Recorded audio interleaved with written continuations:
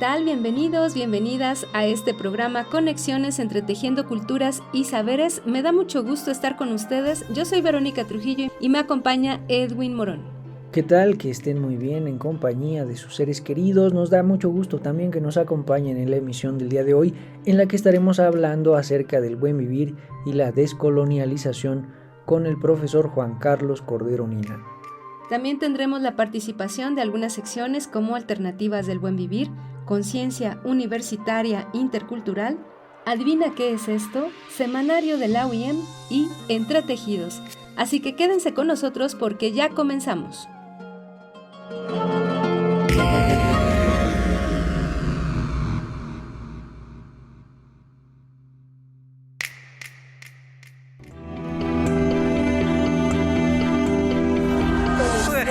Najo Viejevi, Shimopanoltican, Chetani, Shimopanolti. Esto es Conexión. Entretejiendo culturas y saberes.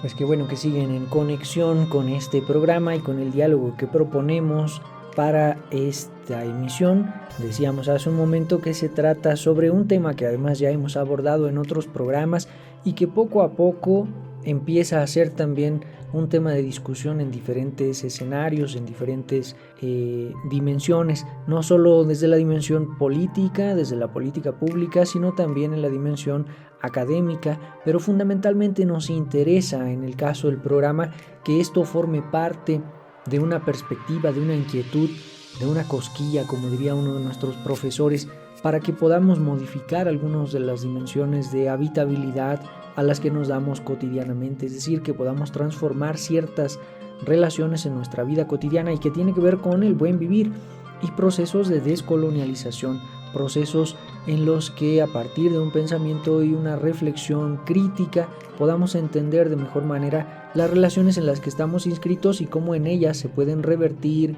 se pueden por lo menos criticar, vislumbrar y transformar las relaciones de poder a las que estamos habituados. Entonces para eso se encuentra con nosotros Juan Carlos Cordero Nina. Vero. Es correcto, Edwin, y pensar y sobre todo actuar o accionar, generar una serie de estrategias para proponer la descolonización de nuestro pensamiento, de nuestras acciones, pues es una tarea no sencilla, porque implica salir de diferentes estados de resolución, podríamos decir incluso de confort, a los que hemos estado habituando durante décadas, años en nuestra vida. Y eso no es sencillo, no es fácil, no es cómodo. Entonces, la propuesta de la descolonización, por supuesto, hace un ejercicio de reflexión interna, pero también un ejercicio de reflexión interpersonal, intercomunitaria, intercultural, que nos invita a plantear nuevos horizontes. Horizontes, por supuesto, como los que nos propone el buen vivir. Pues bien, a propósito del buen vivir, vamos a escuchar a Adriana Rodríguez, precisamente que en cada una de las emisiones se encarga de abrirnos el panorama respecto de cómo podemos entender los buenos vivires y cómo además hay muchos de estos elementos que pueden tener eco en nuestra vida cotidiana. Esto es Alternativas del Buen Vivir con Adriana Rodríguez.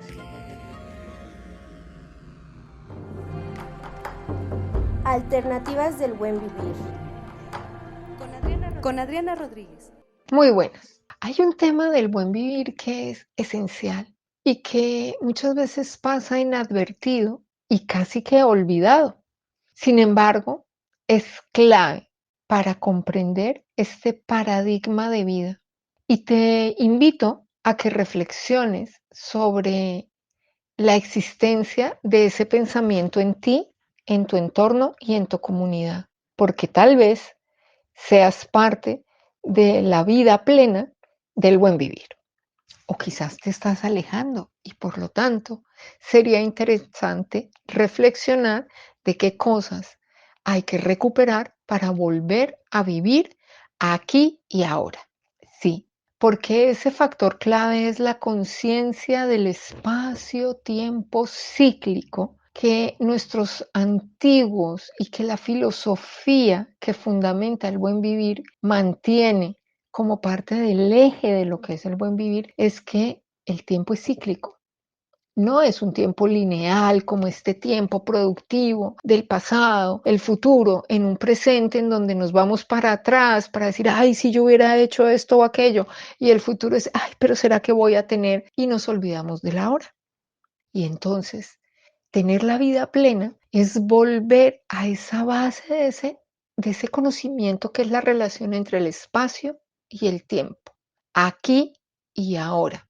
Y este es un saber muy profundo. No solamente es filosófico, es también existencial, porque nos lleva a reconocernos como seres humanos que vamos más allá o que no solamente somos lo productivo, que vamos más allá para conectarnos con los ciclos cósmicos y con los telúricos, también con los ritmos personales, individuales, de cómo nos sentimos, de si nos afectó la luna, de si las mujeres tenemos la regla o la menopausia, de si los hombres tienen preocupaciones productivas o responsabilidades con la familia. Y en el ahora se puede concretar y manifestar una relación armónica entre vivir el espacio, el aquí, y el tiempo, el ahora. Esto, por supuesto, también tiene que ver con la comunidad, con el entorno, con nuestra familia.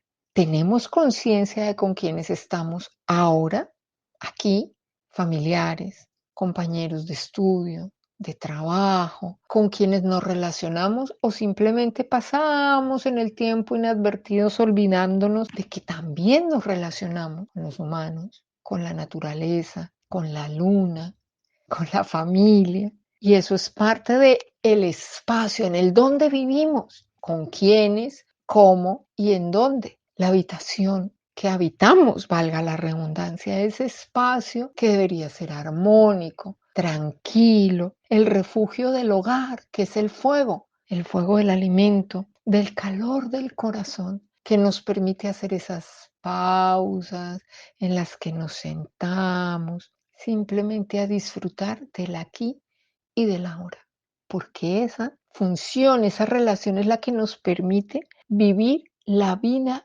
plena con el instante de cada respiración, de cada inspiración, porque cuando hacemos esas pausas y tenemos esa conciencia, sabemos que somos mucho más que un cuerpo, que nuestra existencia es tan profunda que vale la pena vivir la vida en plenitud, con el buen vivir. Alternativas del buen vivir. Con Adriana Rodríguez.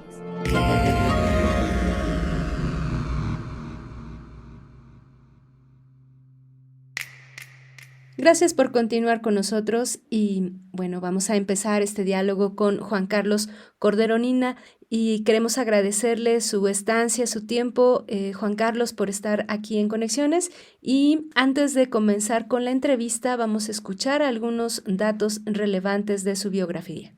Hola, les comparto que Juan Carlos Cordero es músico, productor y docente, además de desempeñarse como viceministro de Patrimonio e Industrias Culturales y Creativas del Ministerio de Culturas, Descolonización y Despatriarcalización.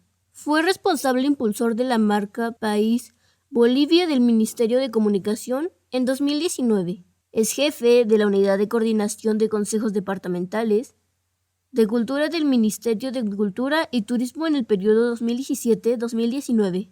Docente de la materia de instrumentos nativos en el Conservatorio Plurinacional de Música y responsable de la Orquesta de Cuerdas de la Universidad Mayor de San Andrés, División de Cultura y Artes, 2015-2017. Participó como gestor y disertante en las discusiones internacionales sobre problemática de aplicación de las leyes de propiedad intelectual en el sur global. Impartió la docencia de especialización musical en el Instituto Americano de la Paz. Fue coordinador nacional de ejecución pública en Sobada ICOM. Ha producido métodos de guitarra y violín. Transcribió partituras de Matilde Casasola, traducidos al sueco, y el cancionario de Carlos López, entre otros. Volvemos con ustedes. Muchísimas gracias, doctor Juan Carlos, por haber aceptado la invitación al programa de Conexiones. Y pues nos gustaría que nos platicara un poco cómo podemos entender el buen vivir y cuáles han sido algunos de los procesos históricos que han generado que hoy en día sea necesaria la reflexión y la acción en torno a este horizonte de comprensión del mundo denominado buen vivir. Muchas gracias. Muy importante esta aproximación hacia el bien vivir, el buen vivir, el suma camaña, suma causa. Y yo creo que es importante consolidar estos procesos históricos que se han generado desde mucho más antes que se pueda instaurar este gobierno, quizás el único, me atrevo a decir, que reconoce la autonomía, la plurinacionalidad y pluriculturalidad de un Estado establecido en una Constitución. Los avances establecidos en la carrera del mismo han sido muy significativos, desde México, Ecuador, Colombia y también Venezuela, han podido establecer ciertas líneas de miradas infructuosamente establecidas también en Chile, sobre la cual creo que es importante reconocer el aporte cultural, el aporte social y político que nuestros pueblos y naciones indígenas han establecido en el constructo de una nueva sociedad. Me mantengo en aquello que alguna vez algunos estudiosos habían dicho, que es en Latinoamérica, fundamentalmente en Bolivia, donde podríamos consolidar un paradigma del bien vivir, un paradigma de una nueva forma de visibilizar el derrotero, se podría decir, de la humanidad. Nosotros no somos sin la naturaleza, y yo creo que la naturaleza muy bien va a estar sin nosotros, por el tema depredador, capitalista, degenerador, del equilibrio armónico que nos establece la Pachamama, la Madre Tierra. Y creo que hemos sido un entorno muy nefasto como ser humano frente a un equilibrio que podría bien consolidar todo lo que nosotros tenemos como seres humanos en el tema de demografía, alimentación, y nos hemos encerrado demasiado en qué es lo que necesita el ser humano y no tanto así qué es lo que necesita la naturaleza, la Madre Tierra. Ese primer análisis se lo ha establecido la Constitución Política del Estado. En consecuencia, hemos sacado estos principios del buen vivir. El bien vivir en armonía, en coordinación, en respeto hacia la Madre Tierra, porque hemos asumido esa realidad de que nosotros bien podemos convivir con la Madre Tierra y la Madre Tierra bien podría convivir sin nosotros. Eso es ipso facto, o sea, no existe. Lo cual ha propuesto, quizás ha echado por tierra uno de los primeros principios del capitalismo, que es la supremacía del ser humano, el centralismo o el ego humano sobre el ser humano, sobre la cual creemos que nosotros estamos consolidando una suerte de crítica del existencialismo o la supervivencia del ser humano en términos darwinistas o lo que sea, cuando ponemos en manifiesto que nosotros no somos si no es la Madre Tierra. Nosotros no existimos si no es la Madre Tierra. Y en ese entendido, en los principados importantes de la Constitución Política del Estado de Bolivia, hemos propuesto como una matriz principal el equilibrio, el respeto hacia la Madre Tierra, de vivir en equilibrio, de vivir en respeto hacia lo que la Madre Tierra nos ofrece, puesto que la mirada del ser humano, del capitalismo, de la forma de vida que ahorita tienen, ha ido en contracorriente al equilibrio que se debería de haber establecido. Y estamos básicamente en mil disculpas que a veces use estos términos en inglés, el edge, como dicen, estamos en el límite de poder consolidar. O sobrevivimos o nos matamos nosotros y ya está. En ese entendido creemos que esta mirada del bien vivir desde este estado, desde Bolivia, que lo queremos compartir con el resto de los pueblos, es importante, es necesario, es vital que podamos asumir este lenguaje a objeto de poder seguir sobreviviendo en un planeta que no es el nuestro, es de la naturaleza, es de la vida y de la cual somos parte intrínseca. Oye, tú, ¿te interesan los medios de comunicación? Si es así, la Universidad Intercultural del Estado de México te invita a formar parte de su licenciatura en Comunicación Intercultural, a través de la cual desarrollarás habilidades en fotografía, periodismo y edición. ¿Qué esperas para formar parte de nuestra comunidad estudiantil? ¡Inscríbete!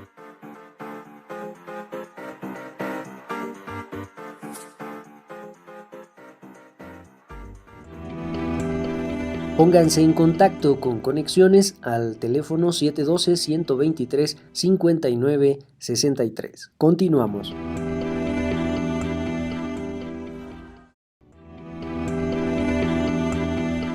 Escríbenos conexiones.ci@uyem.edu.mx. Continuamos. La UIM cuenta con la maestría en Gestión de la Innovación Rural Sustentable, en donde podrás adquirir habilidades para manejar recursos naturales y agrodiversidad, con el fin de desarrollar soluciones a las problemáticas de los ecosistemas en las comunidades originarias. Te invitamos a formar parte de la UIM. ¡Inscríbete!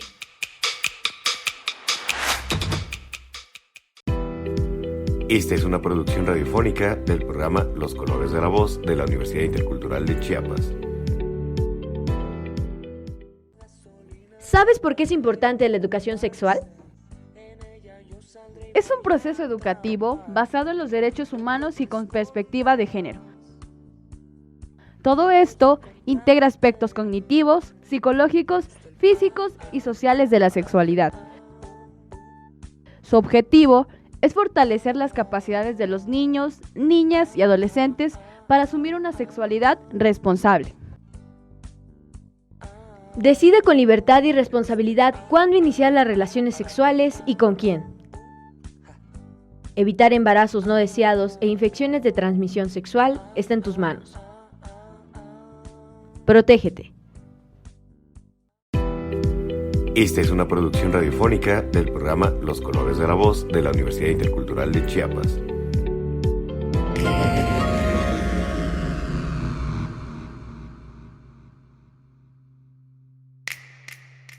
Bien, doctor, muchas gracias por este comentario y bueno, nos ha podido también hacer ver las distintas formas en las que desde maneras históricas se ha consolidado una matriz colonial del poder que ha extendido partes de dominación importante a estructuras institucionales, formas de vida, por supuesto, de manera particular, familiar y comunitaria.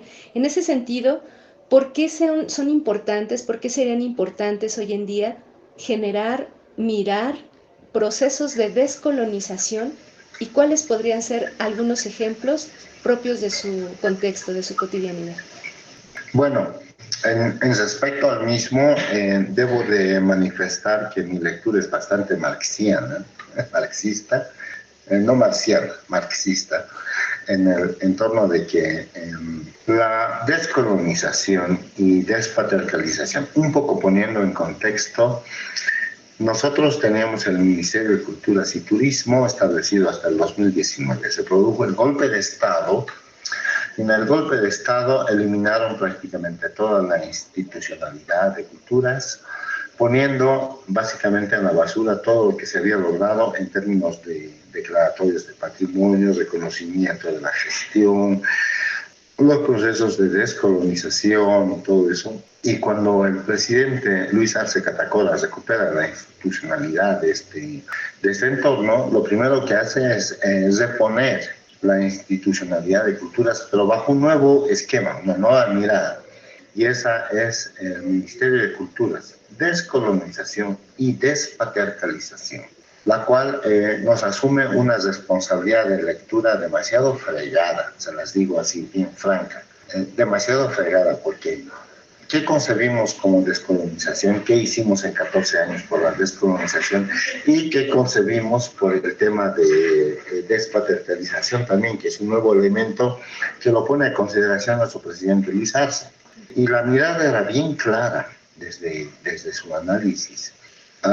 Tuvimos varios meses de discusión sobre esta terminología y puedo decir a fe cierta, y además de haber sido testigo de esto, que en el marco y ahora retorno a lo que les decía, mi lectura marxista, leninista o hegeliana, lo que sea, lo colonizado no viene si no hay un elemento de patriarcalización. Si no reconocemos el elemento femenino, la importancia de una familia con una luz, en el marco de la lectura de Engels, estaríamos debatiendo en vano. Y lo digo desde la experiencia propia. Bueno, soy macho, soy varón y estar en este cargo no me corresponde si no fuera por el aporte y la valoración y el reconocimiento que la parte femenina hicieron sobre lo que yo debería representarla. No desde una mirada patriarcal, sino desde una mirada de complementariedad. Y ahí es donde nosotros entablamos el discurso del chachahuarmi, como ustedes lo tienen, ¿no?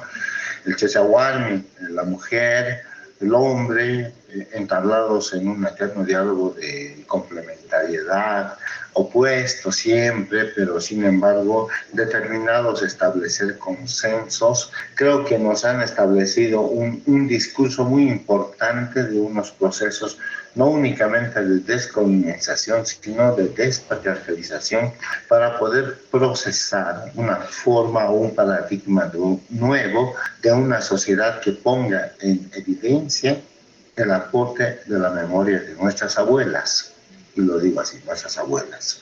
Entonces, ahí creo importante consolidar esta mirada de la Constitución, pero también de nuestras prácticas cotidianas, de reconocer ese aporte importante de la memoria de nuestras abuelas para poder proseguir en lo primero que hicimos. ¿Cuál es la búsqueda? Y es el bien vivir. ¿Cuál es el bien vivir? Es la supervivencia del ser humano en este planeta. ¿Y cuál es la supervivencia del ser humano en este planeta? Es simplemente reconocer que en este constructo no solamente conviven miradas patriarcales, sino también matriarcales, matrimonios de nuestras hermanas que nos han propuesto una mirada alternativa de la cual ese machismo no la quiere aceptar, pero sobre la cual estamos trabajando fuertemente cada día. Es una lucha diaria. Claro, hay toda una disposición cultural también fundamental en estos procesos de reconocimiento y en estos procesos que orientan hacia el buen vivir. Nos gustaría, doctor, que hiciera algún énfasis importante, más de lo que ya ha podido abonar, respecto precisamente de estos escenarios de reconocimiento cultural. ¿Por qué es importante este proceso de reencuentro con las raíces culturales, con la dinámica cultural de un pueblo, para conseguir, por ejemplo, la noción de un Estado plurinacional en Bolivia? La verdad, soy enemigo de reconocimientos. Porque cuando uno hace efectivo un reconocimiento, limita la participación efectiva de otros que han sabido hacer un constructo efectivo de una sociedad. Son escasos, obviamente, porque dentro de esta mirada de análisis que le hacemos nosotros en este estado, el reconocimiento tiene una mirada bien patriarcal, bien colonizada, bien como que así. Si no fuera por ellos, no existiríamos, ¿no? Y eso no se trata, no es parte de... El reconocimiento cultural debería ir parte por parte a reconocer cada detalle que concibe el mantener lo que somos.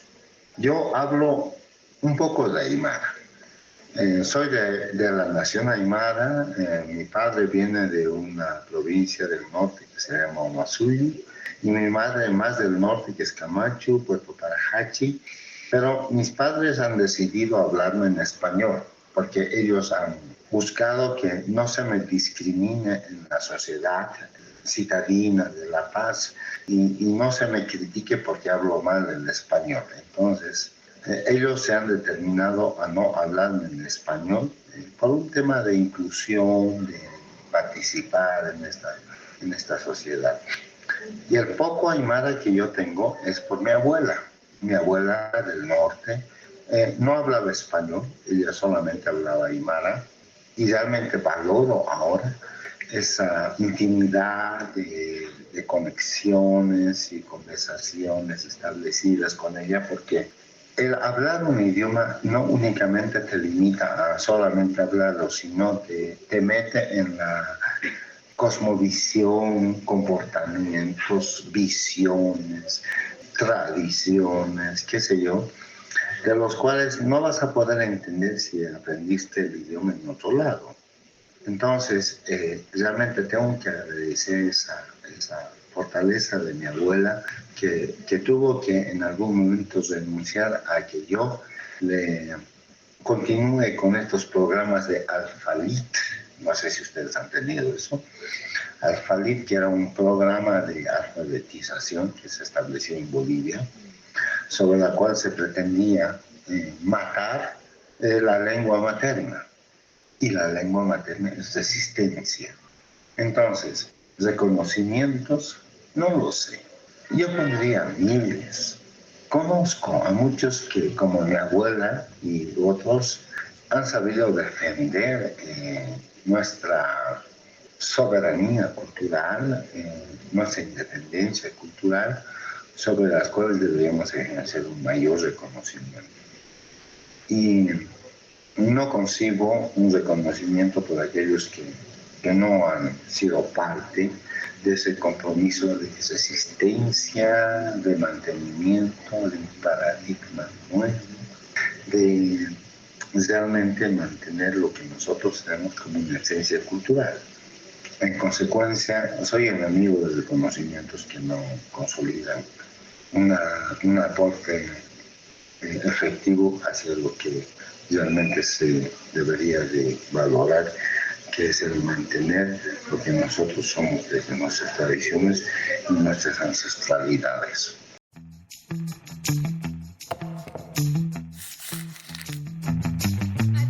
Adivina qué es esto.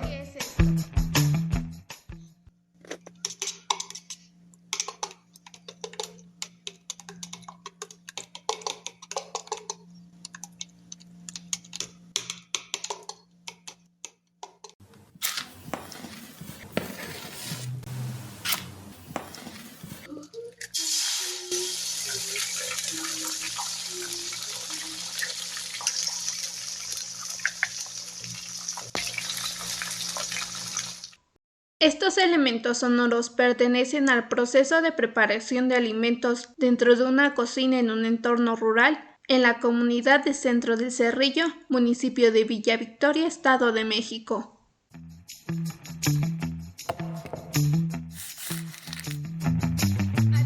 Adivina qué es esto. De comunidad en comunidad. De comunidad en comunidad. El tlacuache es un marsupial que habita a lo largo del continente americano. Cuenta con una gran importancia dentro de varias culturas mesoamericanas tales como la náhuatl, zapoteca, maya, mixteca y totonaca, por mencionar algunas. Mitos y cuentos sobre este pequeño y astuto animal explican por qué se encuentra representado en una gran cantidad de objetos prehispánicos como vasijas, códices y objetos tallados en piedra, hueso o fundidos en oro. Sin embargo, ¿sabías que a este animalito se le atribuyen propiedades curativas? En varios pueblos del Estado de México, tales como Santa Ana, municipio de Ixtlahuaca, perteneciente a la cultura mazahua, el tlacuache ha sido utilizado para aliviar varios males y enfermedades. Por ejemplo, la grasita que desprende la carne del marsupial se utiliza para acelerar el proceso de cicatrización de heridas causadas por cortes, caídas o piquetes. Por otro lado, la carne de este animal sirve para curar el espanto. Así es, la carne se puede poner a hervir y puedes tomar el caldo resultante, o bien te puedes bañar con este mismo líquido para aliviar este mal. Otro de los usos más comunes que los habitantes de Santa Ana Ixtlahuaca le dan al tlacuache es para subir de peso. Así que si tú eres una persona con un índice corporal bajo, puedes poner a asar o hervir un pedazo de la carne de este animalito para después comértelo con un poco de sopa y acompañarlo con un té de manzanilla. Increíble, ¿no lo crees? Por todo lo anterior, es muy común ver que en las cocinas de las y los abuelos de esta comunidad haya un pedazo de tlacuache colgado, ya que uno nunca sabe cuándo se puede llegar a ocupar. Agradecemos a Lidia Jerónimo Miranda y a Alejandro Canuto Guzmán por la información proporcionada. De comunidad en comunidad. De comunidad en comunidad. La UIM, a través de la licenciatura en Arte y Diseño, busca la revalorización y revitalización de las manifestaciones socioculturales de pueblos originarios, para difundir valores comunitarios mediante disciplinas como la pintura, escultura, joyería y diseño textil. Te invitamos a formar parte de nuestra comunidad universitaria. ¡Inscríbete! Pónganse en contacto con Conexiones al teléfono 712-123-5963. Continuamos.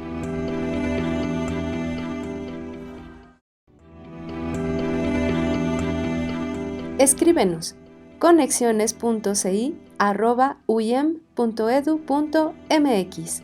Continuamos.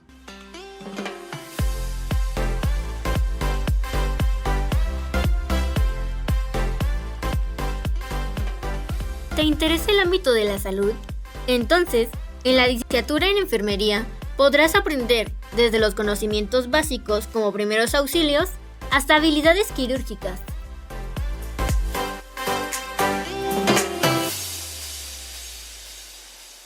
Semanario de la Universidad Intercultural del Estado de México.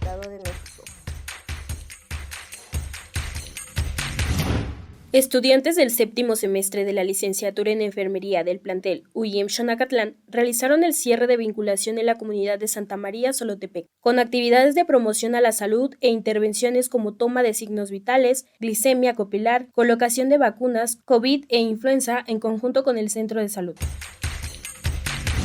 Las alumnas de la Universidad Intercultural del Estado de México, Zaira Santiago Méndez, Daniela Canuto Jerónimo y Abigail Pérez de la Cruz, presentaron ponencias individuales tituladas Habitar en el dolor, un abordaje autoetnográfico, Sentipensar en el temazcal y enfermedades del alma, en el 10º Congreso Internacional de Medicina, Salud y Sociedad.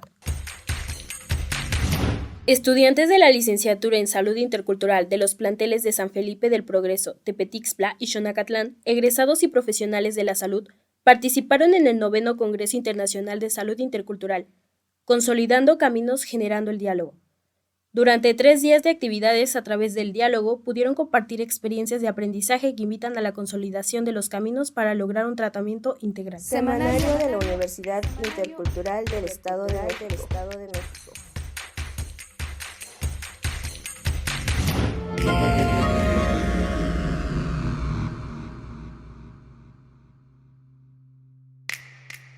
Es importante entonces en este sentido, como bien ha señalado, recuperar pues no solamente la lengua, sino también esa parte de la experiencia que nos lleva a practicar diferentes manifestaciones, diferentes, pues vernos involucrados, ¿no? En la cotidianidad, en la forma de vida, en prácticas espirituales, en las ofrendas, en procesos incluso también que se ven involucrados los alimentos, las formas de preparar los alimentos que consumimos diariamente. Entonces, en este sentido quisiera preguntarle cómo se relaciona la recuperación de estos conocimientos propios respecto a la espiritualidad de un pueblo. ¿Existe esta relación entre conocimientos y espiritualidad? ¿Cómo podríamos dimensionarlo en pro del buen vivir? A ver, ¿qué hacemos? No es solamente dimensionar, sino es encauzar el diálogo hacia una mirada que sea mucho más efectiva y mucho más consolidada de participación. Estoy pensando, y la verdad lo que yo pienso siempre va en contraposición hacia lo que establece el statu quo de la gestión oficial, pero me propondría a generar un diálogo mucho más abierto sobre la cual yo les lanzaría a ustedes el desafío de decir, ok, ¿cómo lo hacemos? ¿Qué necesitamos? ¿Qué pretendemos? La tenemos clara en términos de gestión, pero sin embargo, ¿cuál es el diálogo? ¿Cuál es el objetivo? Porque cada territorialidad tiene su mirada, tiene su prospecto, tiene su objetivo. Y en ese sentido, no se trata de generar miradas políticas únicas, sino el de consolidar las miradas diversas sobre lo que realmente comprendería una resistencia focal importante sobre lo que nosotros queremos mantenerla, ¿no? Y en eso también está el discurso de y qué hay de las culturas que deciden desaparecer, como los Hopi en Nuevo México. Llegado un momento han dicho, no queremos existir y ya está, decidimos no existir. Y esa es su determinación. Pese a toda la riqueza que puedan obtener, que se las pueda dar, ellos determinan no existir más. Y eso también la tenemos que poner en consideración, aunque muchos de nosotros no estamos de acuerdo. En ese entendido, yo la verdad me siento muy conflictuado cuando pretendemos establecer mecanismos de difusión, fortalecimiento, decisiones, consolidar miradas autónomas cuando no sabemos realmente lo que el pueblo quiere y tomamos determinaciones por encima de sus, como decimos, quereres, ¿no? De lo que ellos quieren. Y no quiero aparecer como un abusivo que pretende en un marco de una suerte de enamoramiento temporal sobre algo que no existe. Debo ser respetuoso con las decisiones de nuestros pueblos. Voy a poner en consideración las herramientas, pero si no, serán ellos quienes determinen su derrotero final, porque en el marco de la determinación y decisión soberana de su existencia son ellos los que tienen que establecer. Estoy teniendo uno de los últimos callahuayas de curva que me atiende, viene todos los días, está conmigo, hace las oraciones correspondientes. Y cuando yo le dije, yo puedo ser el que te sigue, puedo ser tu callahuaya, entonces me dijo, no, tú no puedes. Pero ¿por qué? Tengo toda la intención y la buena intención. No puedes. Tú no has nacido allá. Y me dice, pero ¿cuál es el dilema si yo puedo aprender? No, tú no has nacido allá. Y cuando me pongo a pensar en cuántos han nacido allá, entonces yo digo, estás condenando a la desaparición de tu equipo, de tu SASA, de aquellos que van a seguir manteniéndose como tienen. Ahí debo de respetar las decisiones que no son mías, que no son aquellos que nos detengan.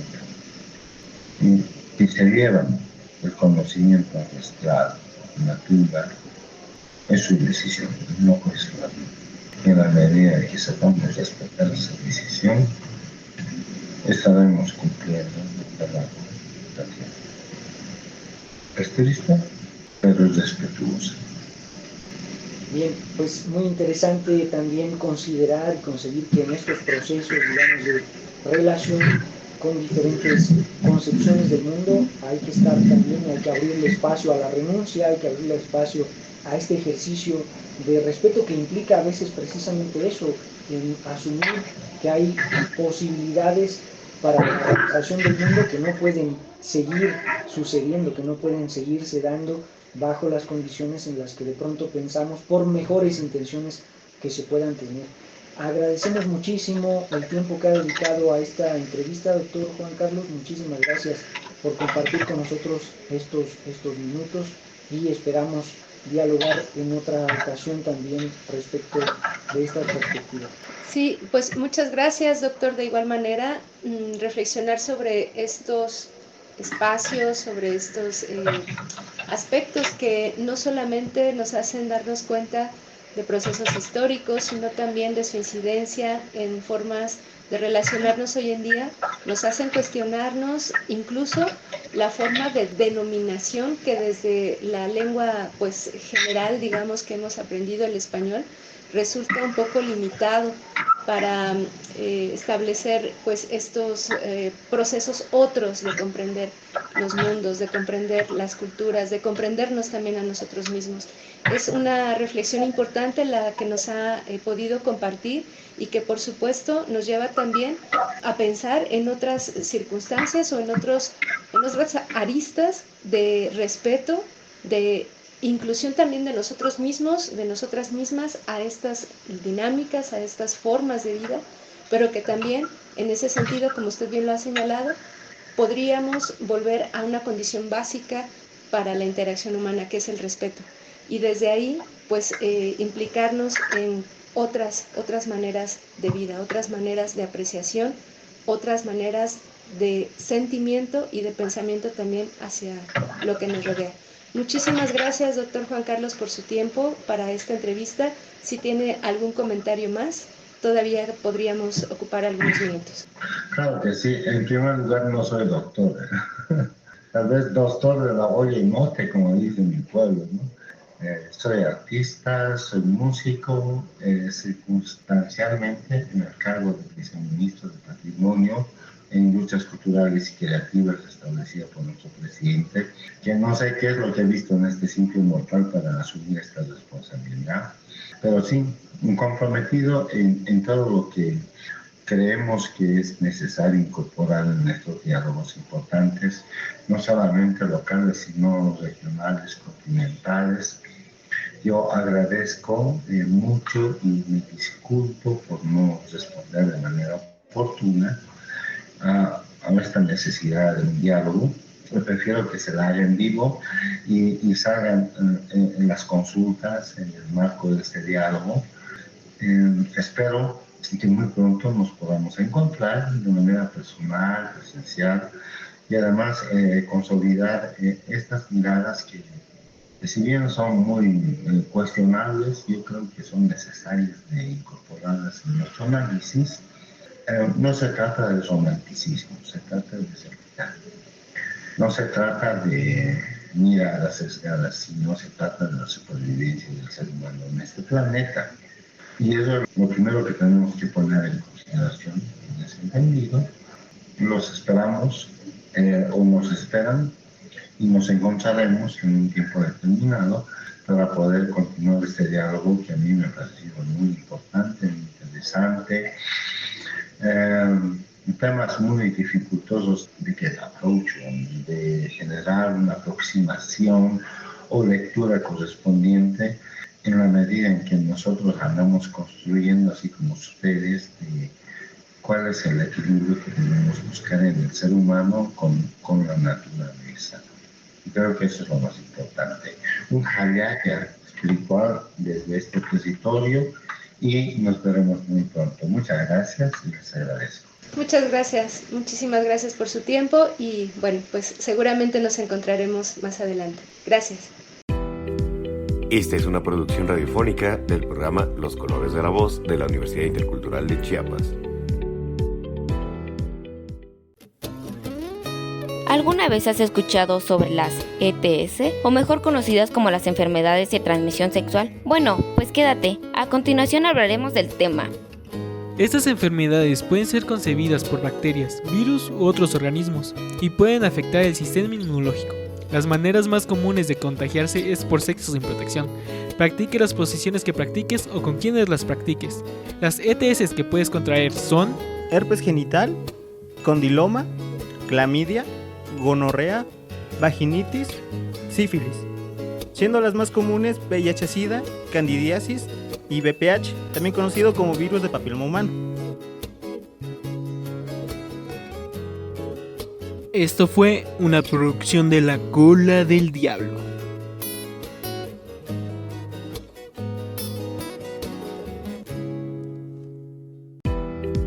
Esta es una producción radiofónica del programa Los Colores de la Voz de la Universidad Intercultural de Chiapas.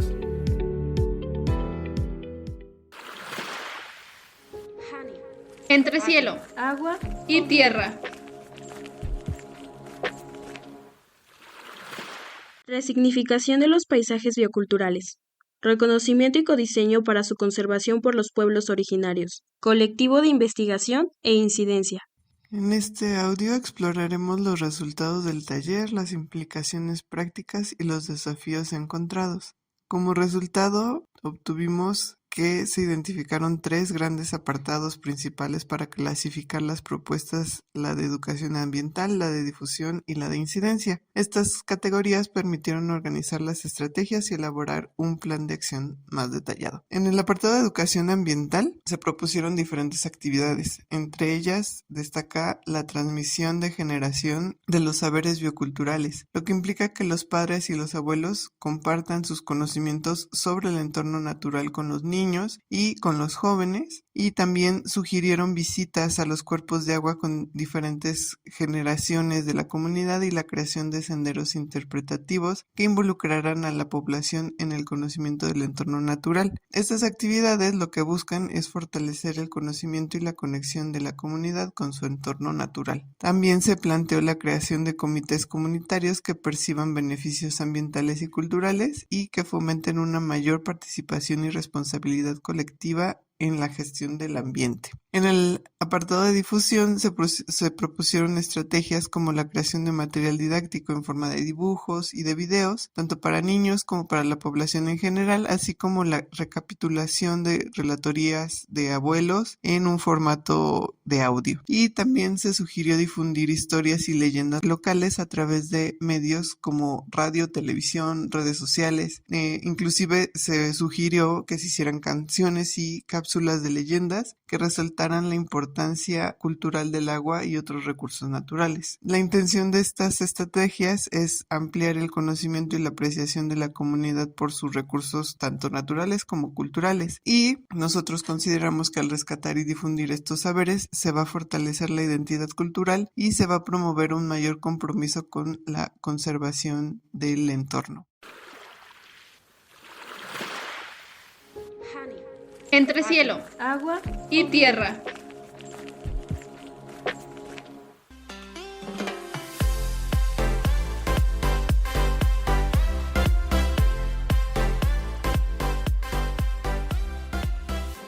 ¿Te interesa la biología, los ecosistemas y los espacios naturales de tu comunidad?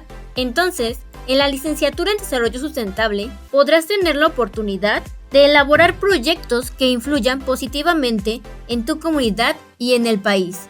La licenciatura tiene la misión de formar profesionales que influyan positivamente en la toma de decisiones y acciones sociales y culturales. Ahora ya lo sabes, inscríbete.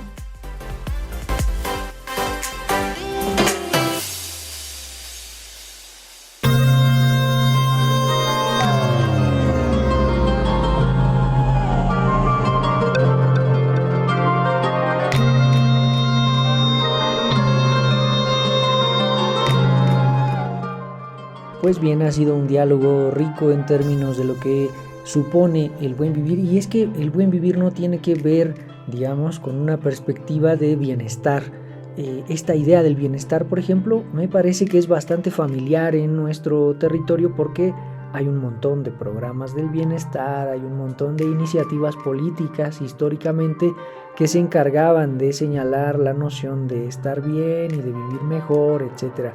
Pero acá de lo que se trata en esta noción del buen vivir es de recuperar algunos de los elementos del pensamiento propio, que también hemos dialogado en este programa, en diferentes emisiones, elementos de las perspectivas comunales, elementos de las perspectivas de las sociedades originarias, milenarias, y que nos pueden permitir diseñar, replantear nuestras relaciones vecinales, por ejemplo, nuestras relaciones barriales, por ejemplo, organizaciones que tienen que ver con generar redes de intersubjetividad, redes de solidaridad y de apoyo tendientes primero a transformar el entorno más próximo, más íntimo, que puede ser nuestra colonia, nuestro barrio, pero incluso también nuestra familia, la propia relación que establecemos con los otros seres sintientes alrededor de los cuales se teje nuestra vida cotidiana. Hacia eso apunta también el buen vivir del que hablamos ahora precisamente. Así es, Edwin, y pensar en las dimensiones que abarca el buen vivir, pues es una situación que exige una atención plena el día de hoy, porque nos ofrece varias dinámicas para tratar nuestro andar en el mundo y este mundo rodeado de una crisis civilizatoria que ha pues generado ciertas complicaciones no solamente en los tratos humanos, sino también en nuestra propia coexistencia con el ambiente, con el medio ambiente, con la madre tierra, con aquello que nos ha dado de comer por toda la existencia. Entonces, el buen vivir más bien nos genera posibilidades diversas para proponer una autonomía alimentaria, una autonomía educativa, pero la pregunta o las preguntas fundamentales entonces se centrarían en cómo conseguimos esa autonomía, cómo conseguimos ese conocimiento de lo propio o desde lo propio o para lo propio. Es una reflexión que por supuesto no puede pues plantearse como una respuesta a partir de una fórmula o de algo que pueda ser igual para todos, sino que requiere un proceso de discusión, un proceso de reflexión entre generaciones, con generaciones distintas y por supuesto con diferentes actores de la sociedad y de nuestro entorno inmediato. Pues ha sido un gusto platicar con todos ustedes, reflexionar juntos, tendiendo siempre hacia escenarios que posibiliten este buen vivir del que estamos hablando. Muchísimas gracias por la compañía. Esto ha sido todo en la emisión del día de hoy de Conexiones. Agradecemos al equipo de producción, Daniel Vallejo, Daniela Canuto, Verónica Trujillo y Edwin Morón. Hasta la próxima.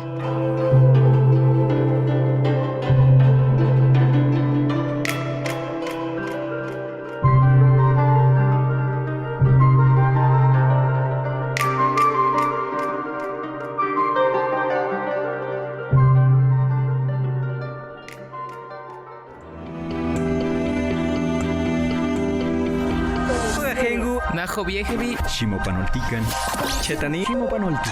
Esto es Conexión. Entretejiendo culturas y saberes.